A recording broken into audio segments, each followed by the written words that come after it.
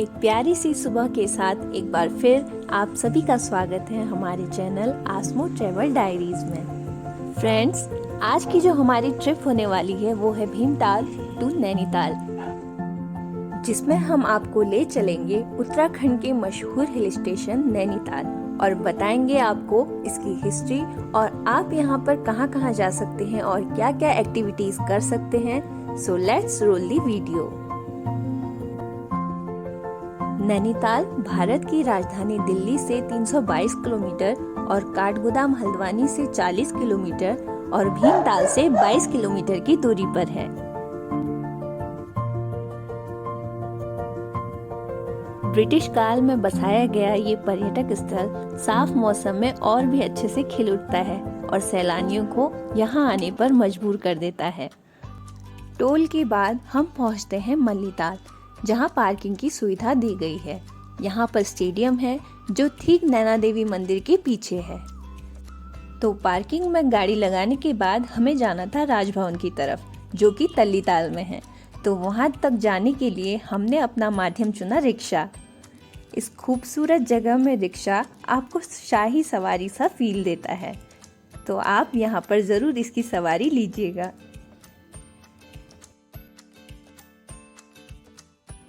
आज की वीडियो थोड़ी सी लंबी बनने वाली है, तो हमारे साथ आप बने रहिएगा लास्ट तक।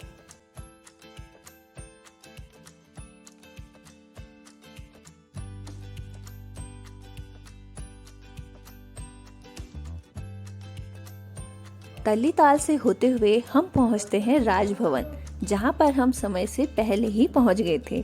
तो तब तक हम पास के ही चर्च में चले गए। ये चर्च सेंट निकोलस को समर्पित है, जो कि प्राचीन ब्रिटिश कालीन शैली में बना है।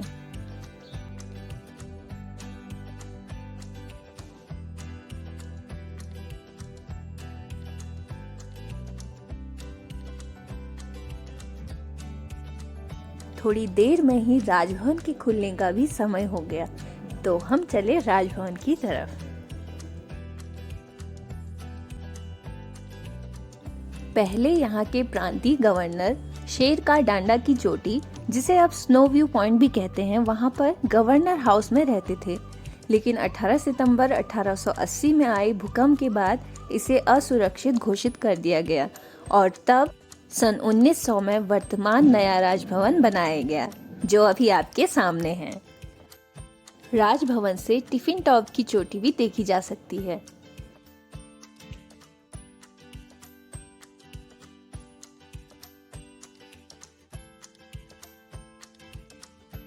पहले राजभवन सिर्फ गवर्नर और उच्च अधिकारियों के लिए ही ओपन था। फिर बाद में श्री सुरजीत सिंह बरनाला द्वारा इसे आम जनमानस के लिए भी खोल दिया गया। राजभवन का निचला तल ही पर्यटकों के लिए खोला गया है और यहाँ अंदर फोटोग्राफी करना अलाउड नहीं है।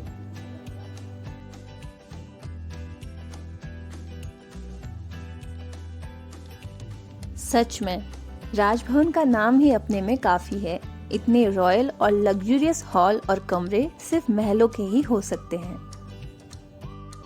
राजभवन देखने के बाद हम गए गवर्नर्स गोल्फ ग्राउंड की तरफ।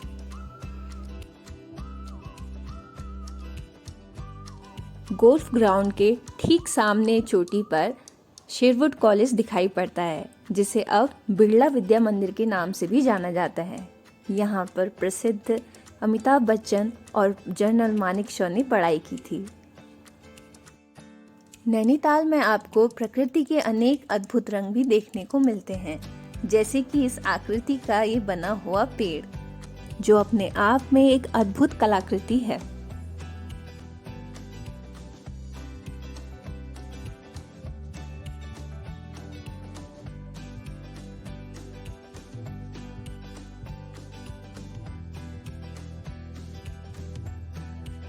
राजभवन के बाद अब हम ठंडी सड़क से होते हुए जाएंगे मल्लीताल की तरफ।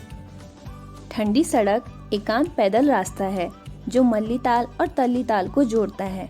यहाँ आप शांति और सुकून के साथ सरोवर की सुंदरता निहार सकते हैं। दोस्तों, वैसे तो आज हम नैनीताल की सबसे ऊंची चोटी चायना पीक, जहां से पूरे नैनीताल का भव्य रूप दिखाई देता है, का भी ट्रैक करना चाहते थे, पर खराब मौसम और जंगली जानवरों की वजह से वहां जाना कैंसिल करना पड़ा।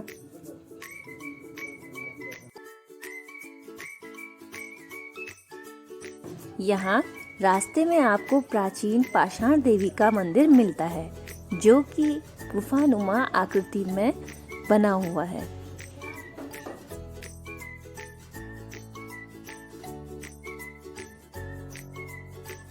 अचानक ही हमारी नज़र ताल में उठती हुई लहरों पर पड़ती है। हमें ऐसा लग रहा था मानो ताल में भंवर बन रहा है, पर बाद में पता चला कि मछलियों के लिए पाइपों से ताल में ऑक्सीजन छोड़ी जाती है, उसी से ये बुलबुले उठते हैं। और फिर हम पहुंचते हैं नैनीताल की मशहूर भोटिया मार्केट में।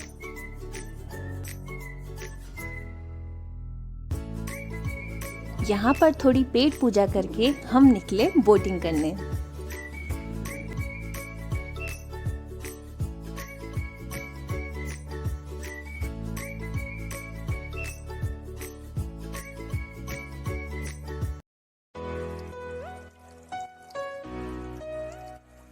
नैनीताल में बोटिंग करना बिल्कुल कश्मीर की डल लेक में बोटिंग के बराबर होता है।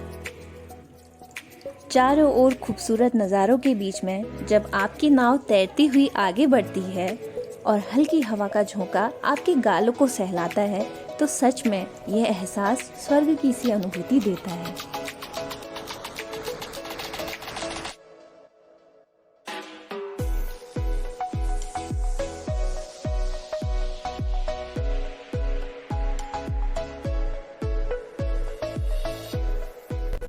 ताल से आपको mall road, library, boat house और नैना देवी मंदिर का पिछला हिस्सा दिखाई देता है।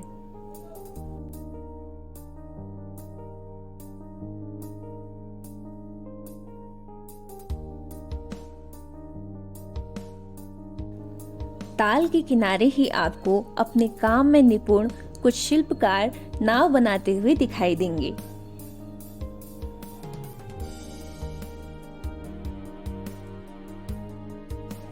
तो बोटिंग करने के बाद हमने अपना कुछ समय गेम खेलने में बिताया।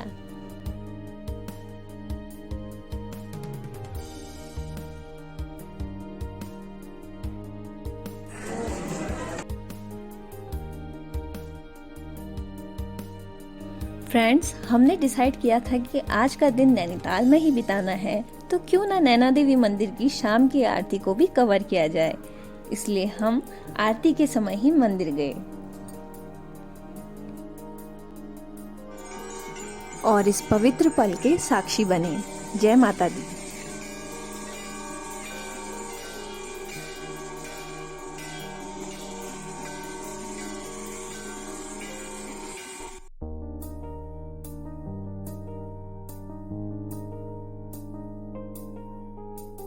सबका तो पता नहीं, पर आज मेरी एक बकेट लिस्ट विश पूरी हुई। Night stay in Nainital. सच में रात का नज़ारा यहाँ पर देखने लायक होता है। ऐसा लगता है मानो सारे सितारे जमीन पर उतर आए हैं।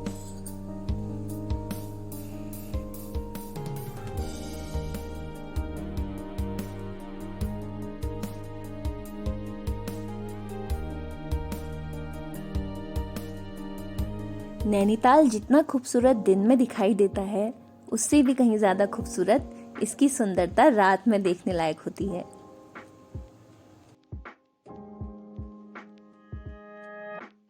मंदिर में दर्शन करने और डिनर करने के बाद हम निकले मॉल रोड की तरफ, जहां से होते हुए हमें जाना था अपने होटल रूम में।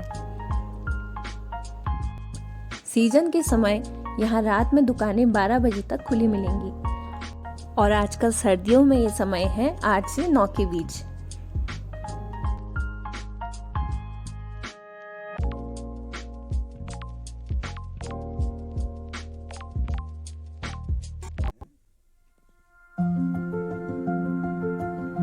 आप में से कौन नहीं होगा जो सुबह आँख खुलने के बाद ऐसा खूबसूरत नज़ारा देखना ना चाहता हो। साफ मौसम में धूप की किरणें ऊंची ऊंची पहाड़ियों को छूती हुई और ताल से उठती ठंडी हवाओं का झोंका सच में झकझोर के रख देता है।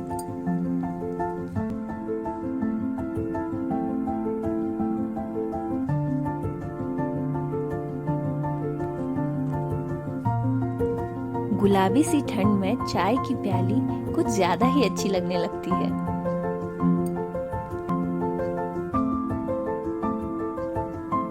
भोटिया मार्केट में गर्मा गर्म ब्रेकफास्ट करने के बाद हम निकले नैनीताल जू की तरफ, जिसका नाम पंडित गोविंद वल्लभ उच्च हिमालयी प्राणी उद्यान है, जो 75 हेक्टेयर में फैला हुआ है।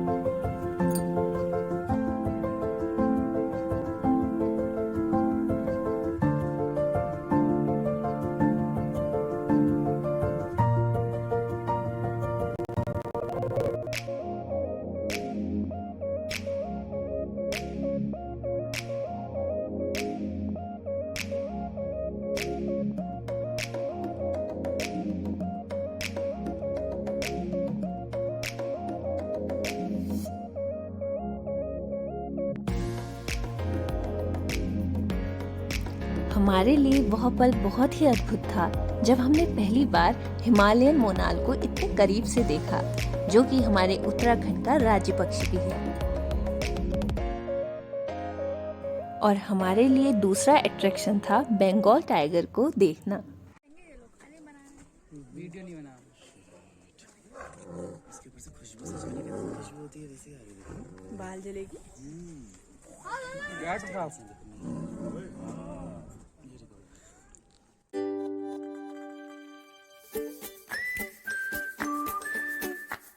और आपको यहाँ हिमालयन ब्लैक बियर भी खेलते हुए दिखाई देगा।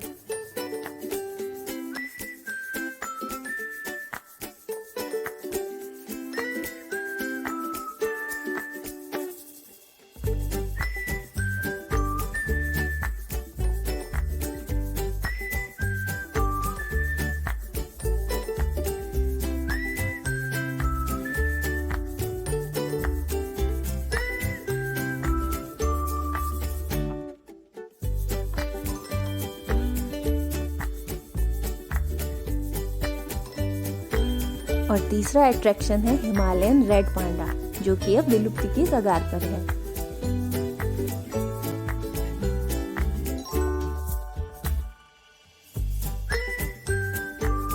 चौथा और लास्ट अट्रैक्शन है यहाँ पर व्हाइट पीकॉक को देखना। सच में यह अपने आप में प्रकृति की एक अद्भुत रचना है।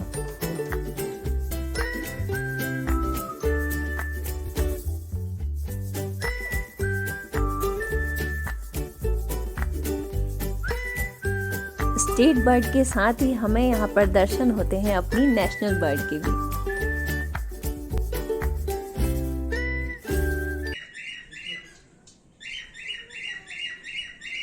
शहरों की शोर भरी जिंदगी में पक्षियों की ऐसी आवाज़ सुनना अब काफ़ी दुर्लभ हो गया है।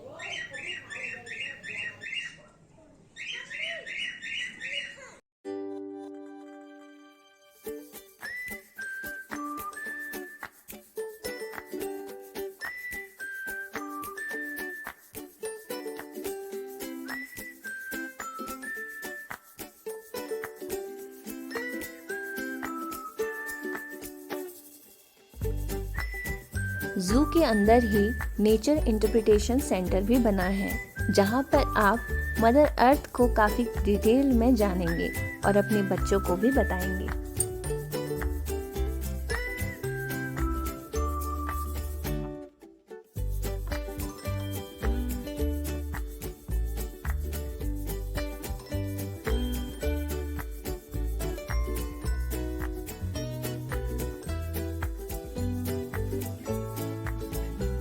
काफ़ी अच्छे तरीके से जू को संरक्षित किया गया है, जिससे ये सैलानियों का अट्रैक्शन पॉइंट बना हुआ है।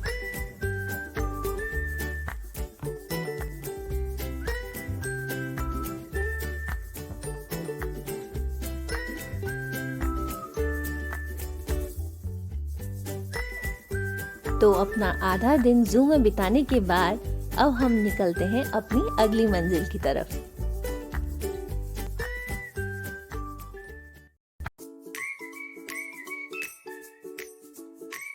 आपने शायद अनुमान लगा ही लिया होगा कि हम अभी कहाँ पर हैं।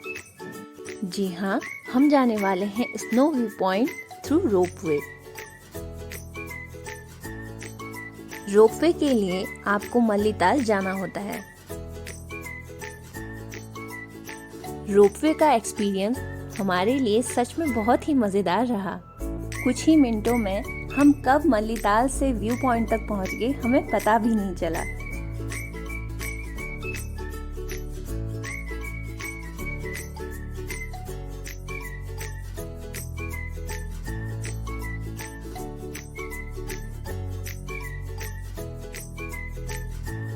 यहाँ पर पहुँचते ही हम स्नो व्यू पॉइंट की तरफ बढ़ने लगे। स्नो व्यू पॉइंट को पुराने समय में शेर का डांडा की चोटी भी कहा जाता था। मौसम में धुंध होने के कारण हमें हिमालय दर्शन तो नहीं हुए, पर हमने यहाँ पर खूब जमकर मस्ती की।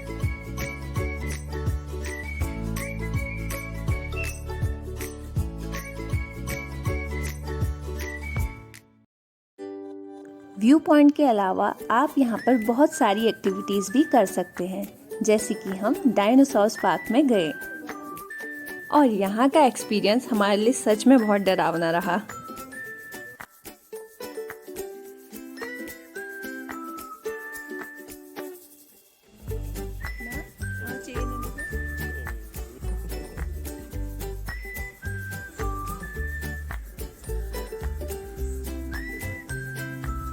आगे को जाओ, हाय हेलो बोलो से, हाय हेलो बोलो जाओ।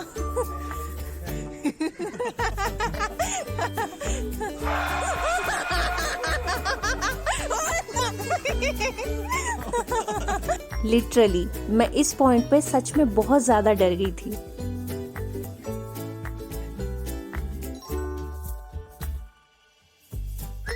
यहाँ पर आपको बहुत सारी गेमिंग एक्टिविटी भी करने को मिलती हैं।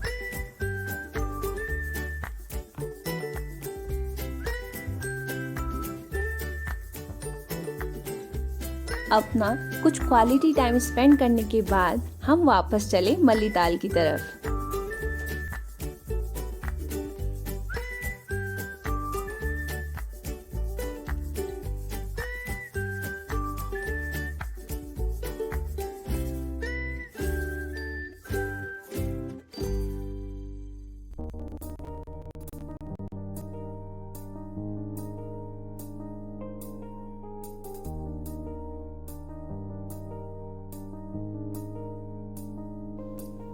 तो दोस्तों, इसी तरह नैनीताल में आज हमारे 2 दिन पूरे होते हैं और आखिर में शाही पोशाक पहनकर हमने नैनीताल की प्यारी और मीठी यादें अपने कैमरे में कैद की।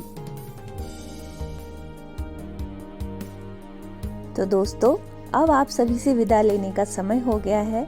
बने रहिएगा आप सभी हमारी अगली वीडियो में भी। तब तक के लिए बाय बाय।